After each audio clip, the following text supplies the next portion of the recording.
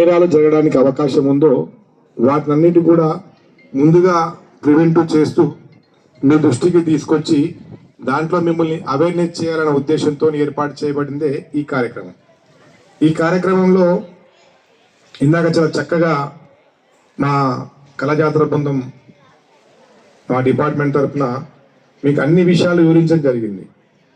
గంజాయి వల్ల కుటుంబాలు ఏ విధంగా రోడ్డు మీద పడతాయో, సైబర్ నేరాల వల్ల మన జేబు ఎలా గుల్లా అవుతా ఉందో, అన్ని విషయాలను కూడా క్షుణ్ణంగా మీ ముందు తీసుకురావడం జరిగింది.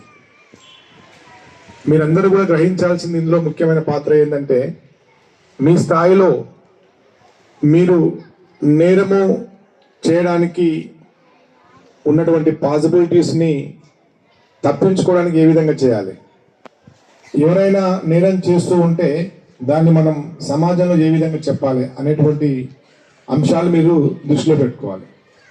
మొదటగా గంజాయి గురించి, ఇది ఒకప్పుడు ఎక్కడో పెద్ద పెద్ద కాలేజెస్లలో అంటే అంత మెచ్యూరిటీ లెవెల్ పెరిగిన తర్వాత వాళ్ళు ఏదో చిన్న మత్తు కోసం తీసుకునే వాళ్ళని మనం వినేవాళ్ళం. మేము స్టూడెంట్స్గా ఉన్నప్పుడు మాకు అట్లా తెలిసేది, వినేది. ఆ గంజాయి అనే పదమై చెప్పడానికి కొంచెం ఇబ్బంది పడేవాళ్ళం ఆ టైంలో. కానీ అది పట్టణాలు దాటి, నగరాలు దాటి